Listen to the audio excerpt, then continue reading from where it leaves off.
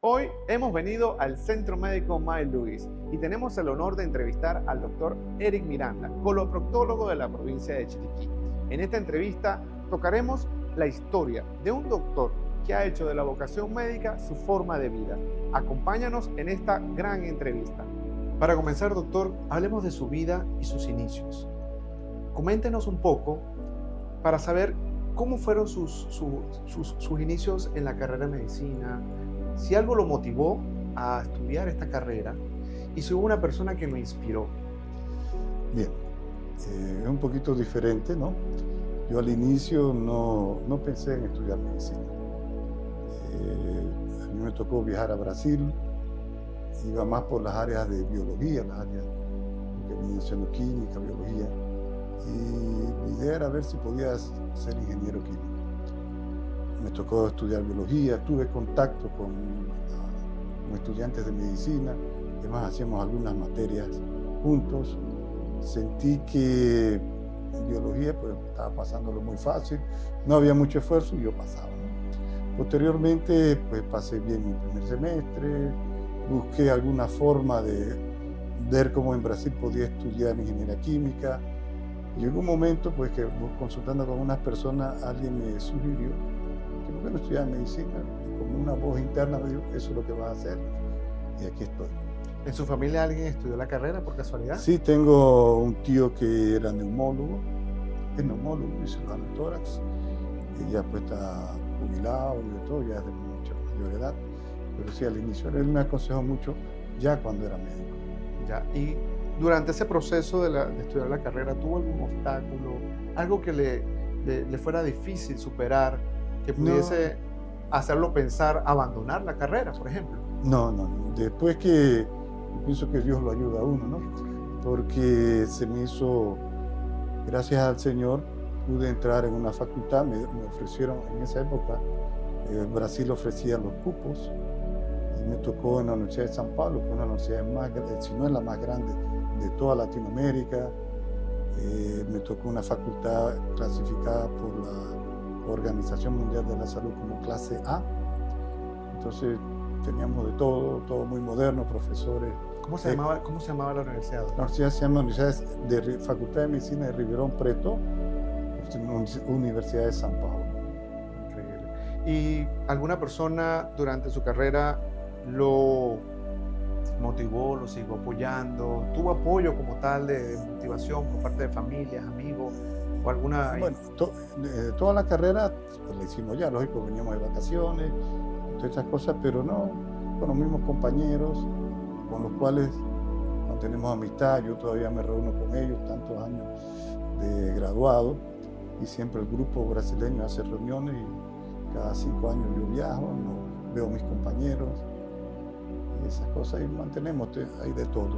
Perfecto.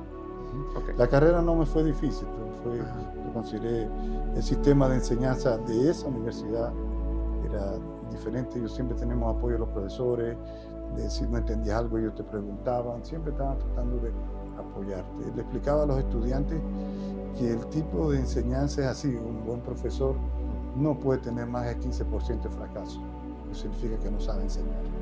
Y para ello entonces los profesores se dedicaban a enseñarte.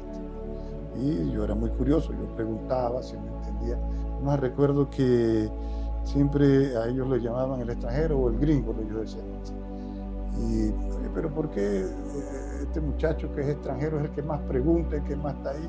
Porque los brasileños muchos se quedaban callados, no preguntaban. Si tenía dudas yo preguntaba y siempre tenía un profesor que te explicaba. Suele suceder mucho que la gente que se destaca pregunta, y eso lo he aprendido, inclusive con mucha humildad lo digo, yo soy una persona también muy curiosa. Yo no me quedo con lo que me dicen, siempre pregunto el porqué. Y eso es algo que he visto que es una característica importante para las personas que destacan en su carrera realmente, ¿no? Ahora, doctor, toquemos la rama de la coloproctología. ¿Por qué coloproctología? Bueno, antes de ser coloproctólogo, yo soy cirujano, ¿no? Y te explico cómo es la formación en esto.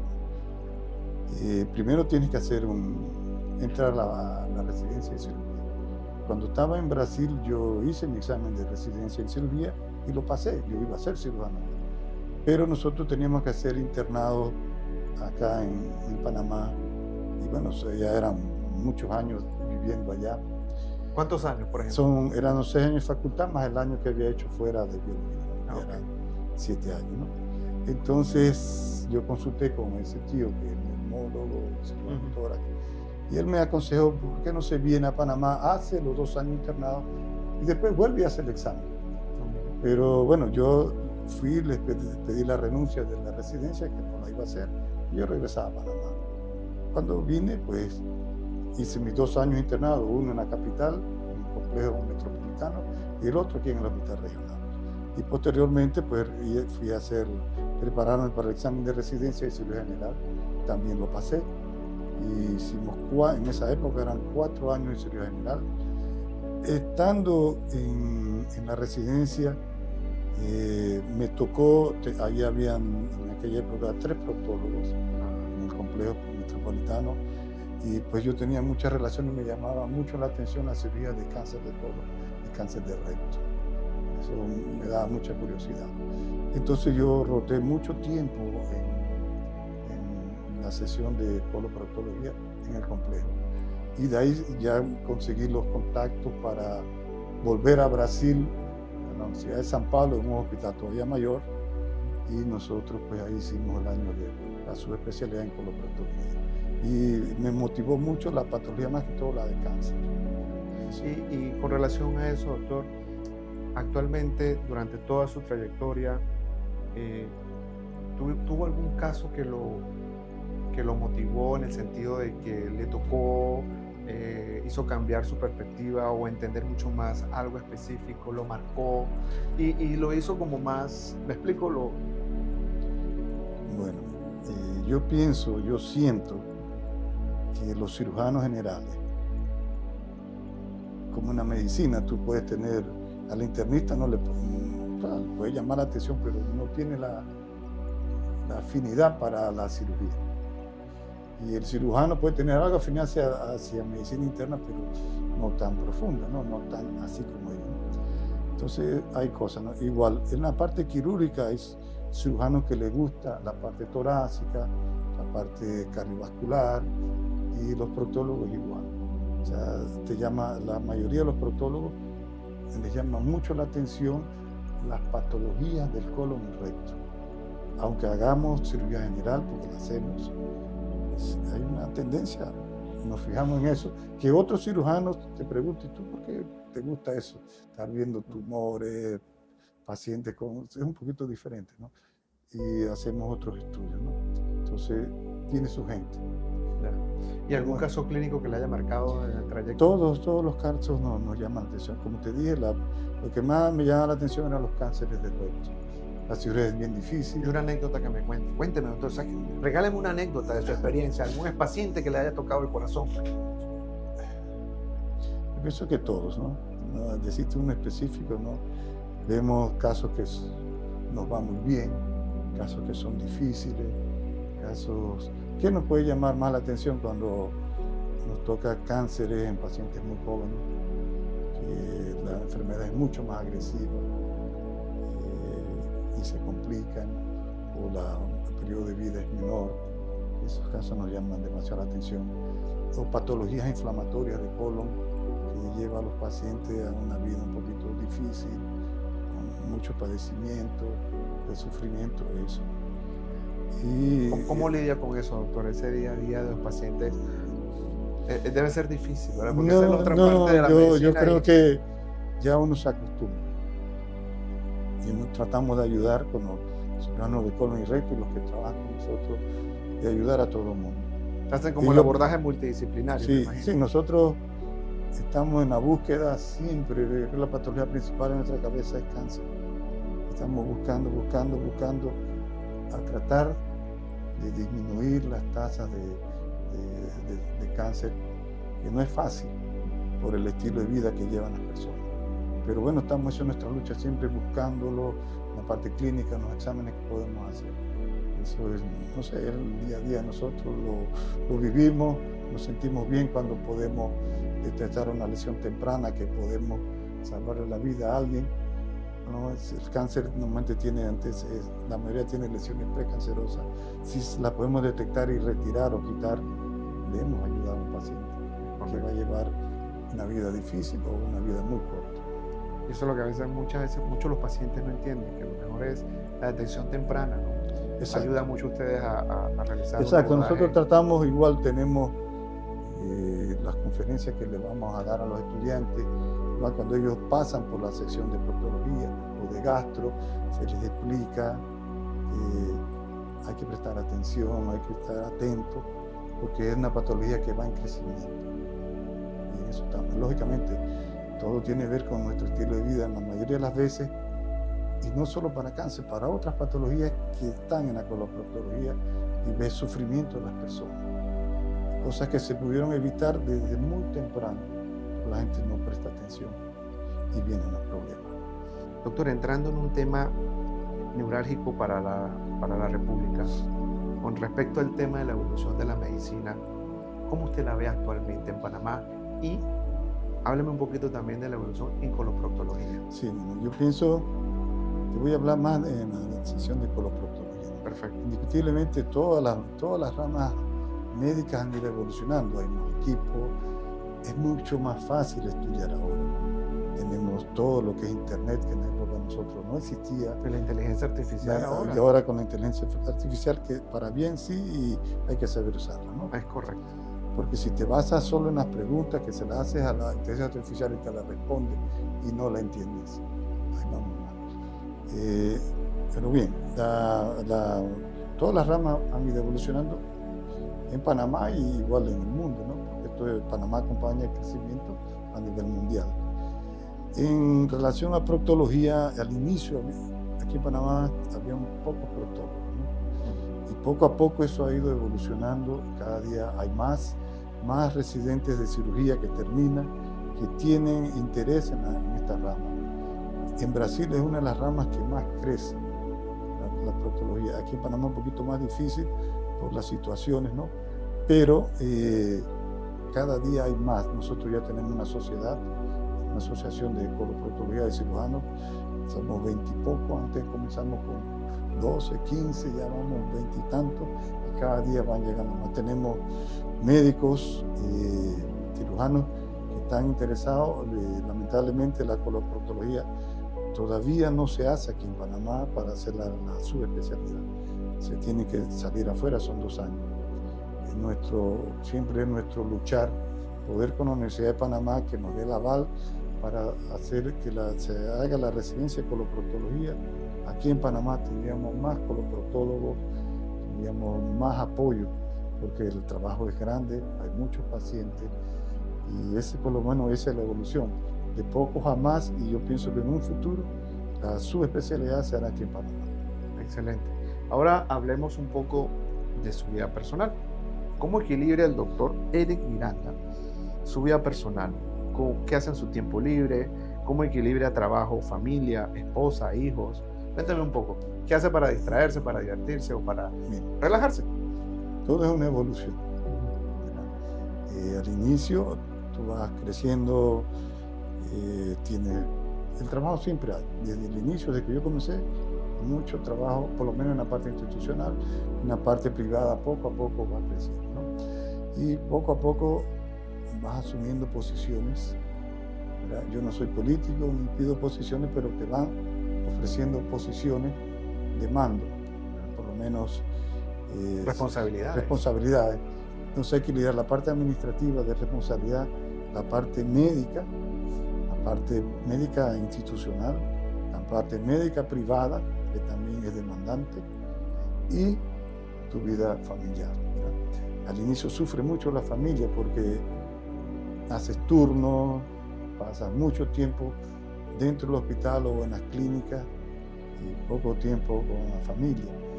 Y ya con el tiempo comienzas a darle más tiempo a tu familia, ¿no? A tus hijos, porque van creciendo y de repente se crecen y que me pasé metido en un hospital, ¿no? Y eso hay que saber llevarlo.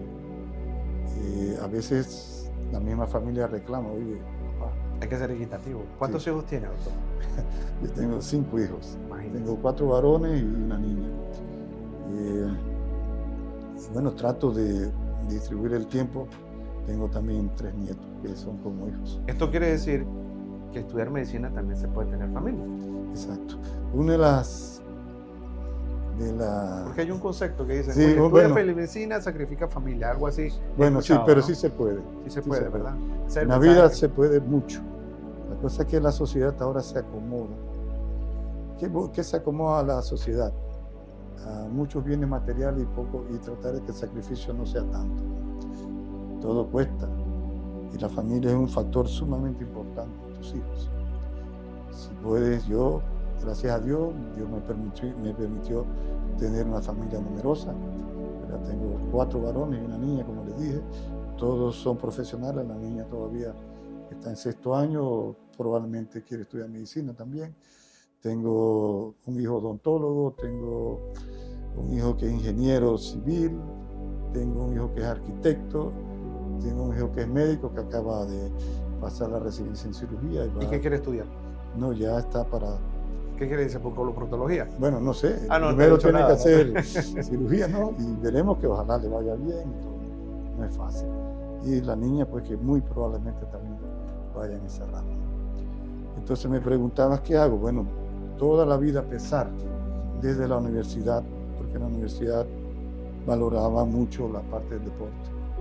Nosotros en la universidad hacíamos deporte, no teníamos educación física. ¿Y qué deporte le gusta? Bueno, te voy a contestar desde allá. Comenzamos primero con el running, corríamos en la universidad, nos mandaban a correr. Al inicio no estaba acostumbrado, yo veía a todos esos brasileños que ni los alcanzaba.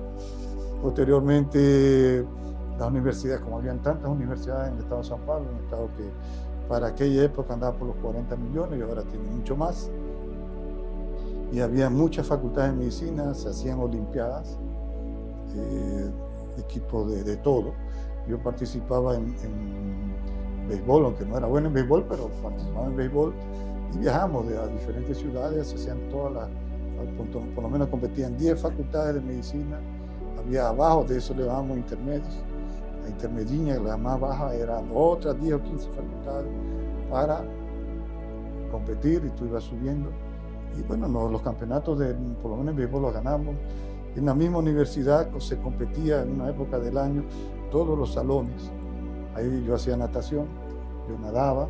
O sea, usted es multidisciplina. Y jugaba ajedrez los primeros años, ya después lo dejé porque para jugar ajedrez fuera de la facultad, tenías que ir a estudiar ajedrez.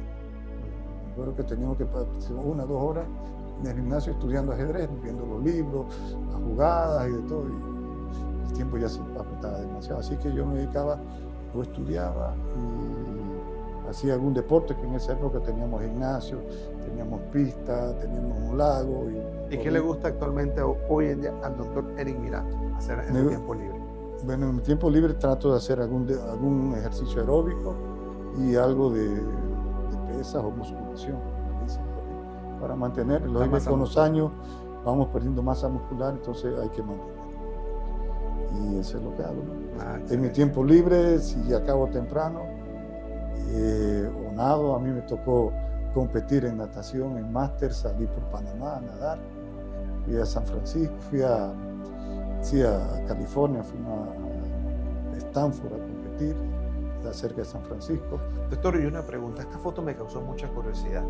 Cuénteme de esta foto, ¿quiénes están allí y de qué año es esta foto? Bueno, yo nací en el 58, yo voy a cumplir 67 años. Este es mi papá, que todavía está vivo, mi papá tiene 93 años, va para 94. Mi mamá, que ya falleció, y vivíamos en las fincas, una finca bananera, donde ahí veníamos, ¿no? Nací en Puerto Armuelles, ahora me crié en Bugá, porque a los 2 años estábamos todos en Bugá. Excelente. Doctor Eric Miranda, muchísimas gracias por esta entrevista, por contarnos un poco de su vida. Nos encantaría conocer muchísimo más. El tiempo apremia y la verdad que gracias por este tiempo, por contarnos su experiencia, su trayectoria y servir de motivación a todos los jóvenes que hoy en día lo pueden tener como ejemplo. Para finalizar esta entrevista, doctor, quisiera que usted me regalara con sus palabras, para usted qué es servir a la comunidad, y regálame un pequeño ejemplo, un mensaje a estos estudiantes que están en este momento estudiando, saliendo, para que puedan ver en usted esa pieza que les falta para seguir adelante. Bueno, yo pienso, yo siento que el médico de vocación nace para servir. O sea, nosotros estamos para ayudar. Lógico, nos pagan un salario, lo vemos en la privada que ganan, pero creo que está en ayudar al que está al frente tuyo. En la manera de lo posible ayudarlo, aconsejarlo. A veces nuestras palabras son duras, a veces con el paciente le decimos las cosas duras, pero para que entienda, porque nuestro objetivo es ayudar. Así yo lo veo, ayuda, y no te canses de ayudar. Entonces ese es el consejo para ser médico tiene que gustarte. Porque estudiar todo, como le dije, tú puedes tener la capacidad intelectual de pasar toda la materia de medicina, pero si no tienes la afinidad con el paciente y querer ayudar, de nada sirve. No de nada sirve. Ser grosero, no prestarle atención a las cosas. Hay que explicar a los pacientes por qué vienen, por qué le pasan las cosas, qué le podemos ayudar, qué hay que hacer. Eso lleva un poco de tiempo. Y eso siempre, si lo aprenden de estudiante, a prestar atención al paciente, a lo que él dice, a lo que él quiere manifestar y tener empatía con él, vamos bien. El otro consejo que le doy a los estudiantes, eso me acuerdo yo siempre de un profesor, porque todas las facultades de medicina son duras, no son de que ninguna es fácil, siempre tienen su dificultad. Todos si han pasado sus exámenes para entrar a una facultad, tienen un grado de inteligencia más o menos aceptable, ¿no? Y él decía que, y es verdad, el médico tiene que ser perseverante, perseverar en todo, ser muy observador y tener un buen rapport o afinidad con los pacientes. Y la vida se va haciendo fácil. Siento que está hablando de la resiliencia como tal. Ser resiliente en la vida, ¿no? Sí. Doctor, muchísimas gracias por Nada, tiempo gracias valioso. A ustedes por la entrevista. No esperaba una entrevista así, pero ahí les contamos y tratamos, pues, yo siempre digo, ayudemos. Ayudemos al paciente. Vocación, servicio, escuchar al paciente. Son las claves que el doctor Eric Miranda nos regala en esta pequeña entrevista para que ustedes como estudiantes puedan avanzar, motivar y lograr el éxito, sobre todo en la educación continua, que es medicina, porque nunca dejas de aprender. No. Nunca dejas de aprender. Muchas gracias, doctor. De nada, Muchas y gracias a todos ustedes por todo. este espacio.